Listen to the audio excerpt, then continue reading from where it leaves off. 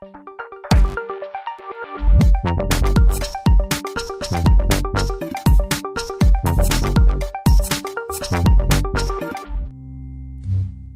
este video vamos a trabajar en torno al concepto de personalidad. ¿No nos ha pasado que a veces nos interactuando con otras personas pensamos que tienen una personalidad fuerte o una débil? ¿Creemos que nuestra personalidad es estática o cambia con el tiempo? ¿Creemos también que nuestra personalidad podría cambiar con las personas que interactuamos? ¿Creen, por ejemplo, que los argentinos somos de una manera específica? Vamos a ver que todas estas preguntas las podemos responder con la teoría de la personalidad. Cuando hablamos de personalidad nos referimos a aquellos rasgos que nos hacen únicos y diferentes de los demás. La pregunta es, ¿por qué la psicología social se preocuparía por un elemento tan individual como la personalidad? Bueno, para la psicología social, la personalidad es esta práctica social de reconocimiento de los otros y de las diferencias que tenemos los seres humanos a pesar de los rasgos comunes que compartimos. Uno de los teóricos que trabajaron en torno al concepto de personalidad fue Gordon Allport. Él va a decir que las diferencias individuales están establecidas en función de una serie de rasgos. Esto es, que se centra en un sujeto particular, pero pensando en sus diferencias, diferenciando clases de individuos. Esto es, para este autor, todas las personas compartimos una serie de rasgos. Sin embargo, nuestra personalidad se constituye en función de mayor o menor peso, presencia o incluso carga cuantitativa, llegó a decir, de cierto rasgo. Supongamos, todos los seres humanos podemos ser empáticos, pero mi personalidad podría ser más empática que la de ustedes y eso conforma mi propia personalidad. Pensemos en una figura pública o emblemática, en alguien que nos genera admiración, rechazo o curiosidad. Por ejemplo, la Madre Teresa de Calcuta o Trump. Vamos a ver que estas personas poseen rasgos de personalidad. Podríamos decir, por ejemplo, de Trump que es una persona cínica, que no teme de decir lo que piensa, en ocasiones incluso impulsiva. Si nos guiamos por la teoría de rasgos, podríamos decir que estos elementos estables, consistentes y duraderos hacen a su personalidad. Esto es un rasgo. Los patrones de conducta, de actitudes y sentimientos estables que se permanecen a lo largo del tiempo. Ahora bien, Trump o la Madre Teresa de Calcuta, ¿comparte elementos comunes con otras personas? ¿Podríamos decir lo mismo de todos los norteamericanos o de todas las religiosas? ¿Podríamos decir lo mismo, por ejemplo, de todas las personas que tienen una posición política con respecto al libre comercio? ¿Podríamos decir lo mismo de aquellas personas que son budistas o católicas? ¿Qué elementos son comunes a su esencia religiosa o política y qué elementos les son propios de su rol? Estos son los rasgos propios de su personalidad. Vamos a ver que Allport diferencia los rasgos individuales de los comunes, esto es, aquellos compartidos por grandes grupos poblacionales. Dentro de los rasgos individuales podemos identificar tres tipos de rasgos individuales según este autor: los rasgos cardinales, los centrales y los secundarios. Vamos a ver que los rasgos cardinales son aquellos que moldean al individuo, dominan el comportamiento de esta persona. Es el que prácticamente define nuestra forma de ser. Por ejemplo, podríamos decir que una persona es quijotesca, que es sádica, que es chauvinista. Después están los rasgos centrales. Estos son los más propios de la personalidad como la entendemos popularmente. Si tuviéramos que definir, por ejemplo, la personalidad de Trump o de la Madre Teresa de Calcuta, si decimos 5 o 7 adjetivos, vamos a tener una descripción somera de cómo es su personalidad. Los rasgos centrales determinan muchas conductas, como por ejemplo decíamos recién, el ser empático puede determinar que yo sea empática con una amiga que se siente triste, pero también que sea empática con una persona en la calle que me pide dinero para comer. Este tipo de rasgos comunes en distintas conductas se caracterizan por ser centrales. Y después están lo que Allport denominó rasgos secundarios. Forman mi personalidad, son un elemento, un componente de mi forma de ser, pero no afectan tanto mi conducta.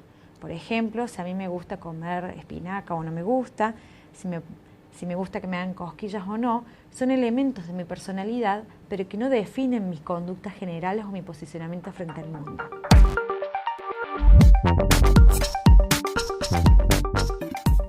Muy bien, estudiantes. Ahora les propongo trabajar en torno al concepto de identidad social. Este concepto, desarrollado por Henry Tafgel y John Turner, se trabajó y se desarrolló a la luz de una serie de elementos y fenómenos grupales, como por ejemplo la discriminación. Parte de la premisa que, más allá de aquellos elementos individuales que nos hacen seres únicos, un elemento fundamental de la definición de nosotros mismos parte de nuestro sentido de pertenencia a distintos grupos sociales. Pensemos, por ejemplo, en la categoría social del estudiante. ¿Qué creemos nosotros que caracteriza a un estudiante? ¿En qué medida podríamos decir que pertenecemos a ese grupo poblacional o no? ¿Cómo coexiste con otros roles que tenemos, como por ejemplo el de ser hijos, el de ser trabajadores, el de ser mujeres u hombres? ¿Qué características determinan nuestra interacción con el entorno? Estos fueron uno de los primeros desafíos que se enfrentaron los psicólogos sociales al momento de pensar el sujeto en relación con otros. Estos autores, Tafgel y Turner, procuraron dar respuestas a estas preguntas a través del concepto de identidad social. La entienden como el conocimiento que tienen las personas de pertenecer a determinados grupos sociales, acompañado de la emocionalidad y el valor que se le otorga a esa pertenencia. Por ejemplo, respecto al caso que dábamos recién, ¿qué sentido tiene para nosotros ser estudiantes? ¿Ser estudiantes es un elemento de valor, de respeto, de reconocimiento? Por el contrario, lo asociamos a una situación más infantil o juvenil. ¿Cómo modificamos nuestra percepción cuando yo le digo a una persona que soy estudiante? ¿Y qué diferencia habría si yo le dijera que soy profesor? ¿Qué pasaría, por ejemplo, si a la vez soy estudiante y profesor? Vamos a ver que el concepto de identidad social se basa en 3 pilares. El primero es el de la categorización. Esto es, el sujeto tiende a definirse en función de ciertas similitudes que comparte con estos grupos sociales. Entonces, siguiendo con el ejemplo de estudiante, ¿cuáles son las características que los definen? Los estudiantes son estudiosos, pero también habría gente que podría decir que son distraídos, que son vagos o por el contrario, que son dedicados y esforzados.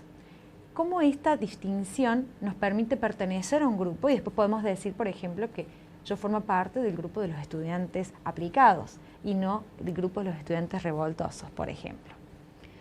Otro elemento que es clave en la identidad social es la identificación.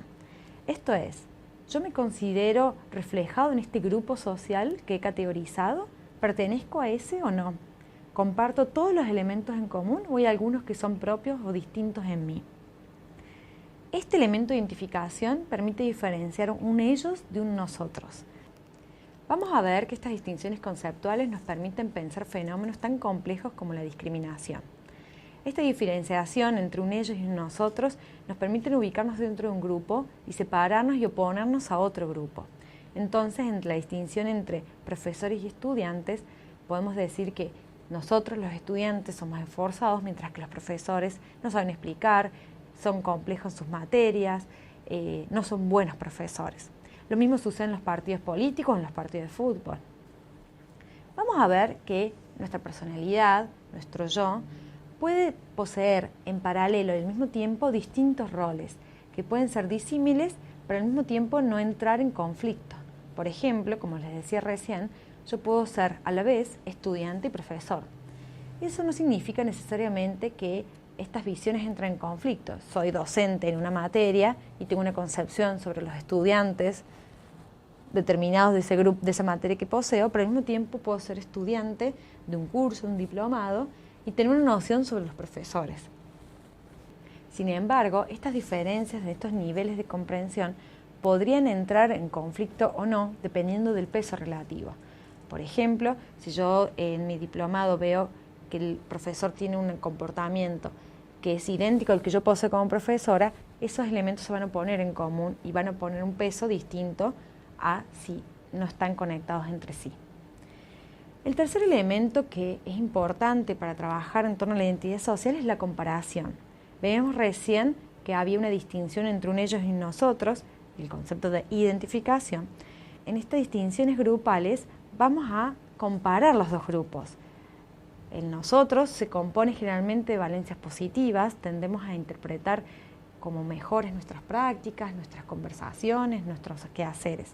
Por el contrario, el otro grupo tiende a verse menospreciado, desvalorizado. Entonces la identidad social se conforma de estos tres elementos. Tendemos a categorizar nuestros grupos sociales, tendemos a identificarnos con uno de ellos y tendemos a compararlos con los otros.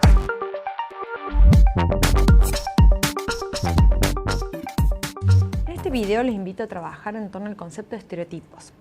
Vamos a ver que los estereotipos son ideas, imágenes o conceptos preconcebidos, generalmente erróneos, que tenemos sobre una persona o un grupo de personas. Vamos a ver que las personas en nuestra vida cotidiana tendemos a establecer una serie de información mínima con la que interactuamos con otros. Entonces tomamos rasgos comunes a ciertas poblaciones y sobresimplificamos las interpretaciones que tenemos con ellos. Esto nos sirve para interactuar cotidianamente y evitar mayores esfuerzos, pero a veces también separan y discriminan. Tomemos por ejemplo la noción de millennial. El millennial, uno puede tener una idea sobre qué es un millennial y cómo se comporta. Y eso me permite, por ejemplo, si me enfrento con un adolescente de 15 años, trabajar de una manera particular y justificar y explicar diciéndome es millennial. Pero al mismo tiempo eso puede llevar a discriminar y pensar, por ejemplo, que un millennial no va a trabajar mucho tiempo en un lugar. Los invito ahora a ver el siguiente corto y vamos a trabajar en torno a lo que nos presenta.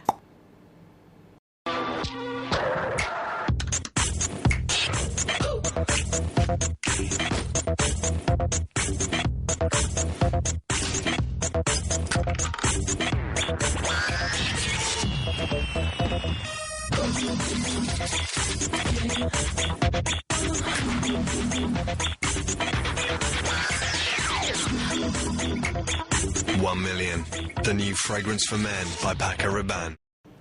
Una de las características fundamentales de los estereotipos es resaltar un rasgo y exagerarlo. Por ejemplo, en el comercial que acabamos de ver, ¿qué elementos creen ustedes que estereotipan al hombre y a la mujer? ¿Qué rol cumple el hombre y qué rol cumple la mujer? Vamos a ver que los medios masivos de comunicación tienden a perpetuar los estereotipos, sobre todo los estereotipos de género, a veces de manera consciente y otras veces de manera inconsciente. Pongamos, por ejemplo, que revisemos las propagandas sobre artículos de limpieza. ¿Cuántos hombres aparecen allí y cuántas mujeres? Les propongo ahora pensemos un poco en torno al experimento que llevó Tafgel para trabajar en torno a los estereotipos. Reunió a una serie de estudiantes y les mostró una serie de cuadros abstractos. Les pidió que conjuntamente elaboren una opinión y se pronuncien sobre ellos. Sus resultados determinaron que las conclusiones grupales tendían a seguir una misma línea, contraria a si preguntaba individualmente a cada estudiante qué pensaba en torno a ese cuadro abstracto. De ello derivó que la elaboración cognitiva de los estereotipos se basa mucho más en las situaciones sociales en las que se construyen que en las elaboraciones individuales. Vamos a ver también que los estereotipos se diferencian de los prejuicios. Tienen en común ambos conceptos tomar una fracción de la realidad, simplificarla y exagerar ciertos rasgos. No obstante, el prejuicio tiene como cualidad valorar negativamente este rasgo exagerado. Estamos hablando no solo de rasgos de personas, grupos sociales o conductas.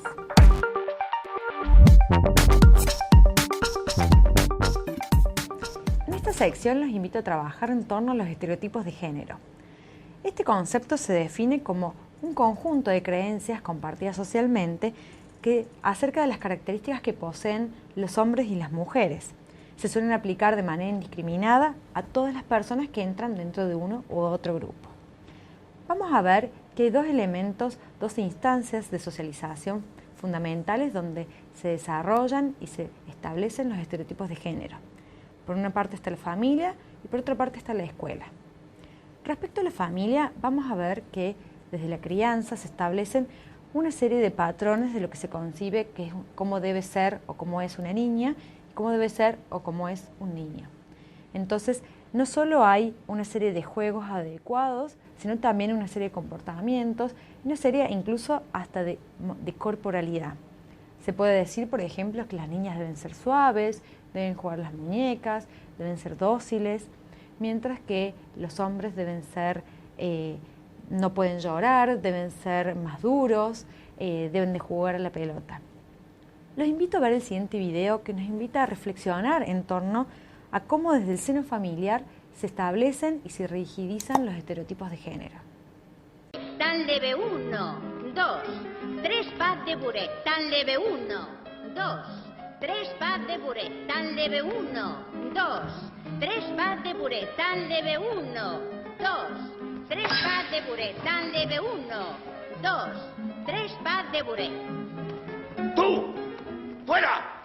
¡Enseguida! ¿Qué es lo que ha dicho? Por favor, señorita. Déjelo.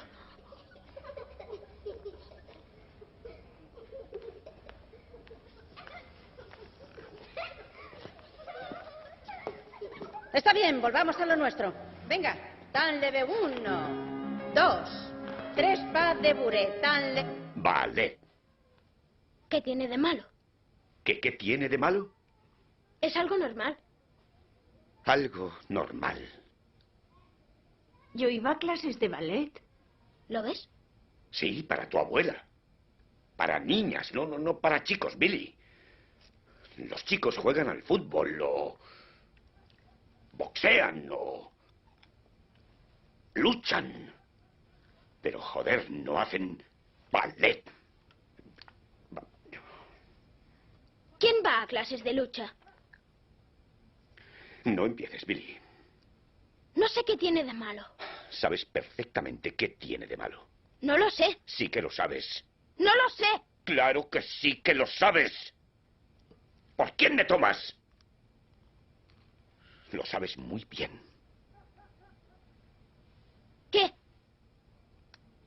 ¿Qué quieres decirme, papá? Te estás buscando un tortazo. No, en serio. Ya, Billy. Billy. No son todos maricas, papá. Algunos bailarines son fuertes como los atletas. ¿Qué me dices de Wayne Sleep? Era un bailarín de ballet. ¿Wayne Sleep? Sí. Escucha, hijo. A partir de ahora te vas a olvidar del puto ballet. Y también del boxeo de los cojones. Otro de los agentes que tienden a fortalecer y a rigidizar los estereotipos de género es la escuela. Vamos a ver que no solo a través de conductas que los docentes piden que cumplan las niñas como los niños, se ven en los estereotipos de género, pero también en los manuales escolares. Por ejemplo, en un estudio sociológico que se realizó sobre las escuelas primarias, se vio que los docentes tendían a asignar roles de limpieza y acomodo del aula a las niñas, mientras que los hombres ordenaban los libros y las mochilas. También vemos, por ejemplo, los manuales escolares. ¿Cuántos de ellos se refieren a tanto a niñas como a niños? ¿Hablan del presidente y de la presidenta? Les propongo en una oportunidad que tengan, revisen un manual escolar y vean qué contemplación se tiene sobre los géneros y cuán incluidos están los géneros femenino y el masculino. También vemos que los medios de comunicación tienden a fomentar estos estereotipos de género. Por ejemplo, en las publicidades, cuando se trabaja, por ejemplo, en torno a productos de limpieza o a ropa, las mujeres tienden a estar más representadas, contrario a cuando se quiere vender un auto, donde suelen aparecer más los hombres. Vamos a ver que tanto prejuicios como estereotipos cumplen una serie de funciones sociales. Por un lado está la diferenciación social, pero también la justificación social. En un estudio realizado por Sheriff podemos dar cuenta de estas dos funciones. Les pidió a un grupo de muchachos que fueron a un campamento dividirse en dos grupos. Estos muchachos no se conocían entre sí, pero prontamente desarrollaron un sentido de pertenencia al grupo. Pero así como desarrollaron ese sentido de pertenencia, empezaron a desarrollar concepciones y estereotipos sobre los otros. Esto les permitía no solo distinguirse en el grupo A y el B, sino también justificar sus conductas.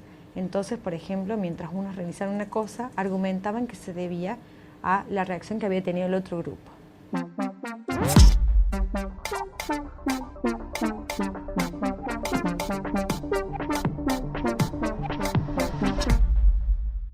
En la actividad que se te presentó en este módulo, se busca que hayas podido relacionar todo lo aprendido con el objetivo de proponer líneas de acción para revertir la problemática social presente en el caso de análisis.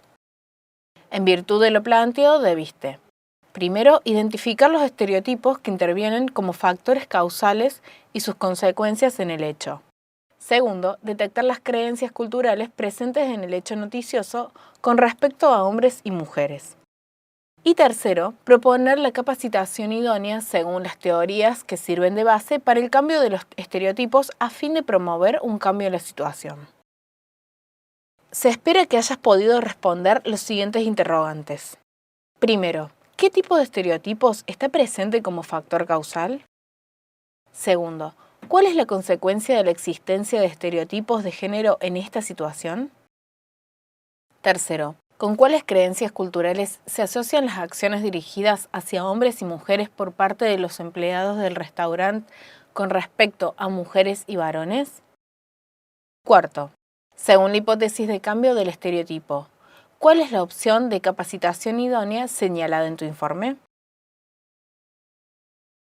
Para resolver correctamente la actividad, debiste haber identificado conductas estereotipadas, prejuicios y discriminación en el caso de análisis. En tu informe debiste especificar lo siguiente. La nota periodística evidencia cómo los estereotipos, especialmente los de género, son los que actúan como factores causales para que se desencadene la discriminación. Es decir, la existencia de creencias culturales acerca de qué es ser un hombre o una mujer influye en el actuar de los dueños y empleados hacia los clientes del restaurante. Generalmente, al hombre se le atribuyen características instrumentales y agánticas, por lo tanto, en un restaurante se supone que es él quien debe pagar y cortejar a una mujer. Mientras que a las mujeres, culturalmente, se les atribuyen características comunales y de expresividad, por lo que se deben dejar cortejar por el hombre.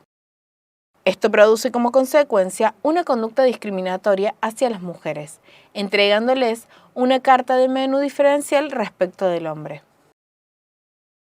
La sanción dada por parte de las autoridades al restaurante incluye una capacitación hacia el personal, como los estereotipos de género son los que causan la discriminación. Según las hipótesis sociocognitivas y de cambio, estos pueden cambiar. Por las características del caso, a partir de la hipótesis sociocognitiva, se puede pensar en cómo acercarle información a los empleados del restaurante para que cambien sus creencias. Una buena opción es pensar en traer profesionales capacitados en temáticas de género para la capacitación del personal.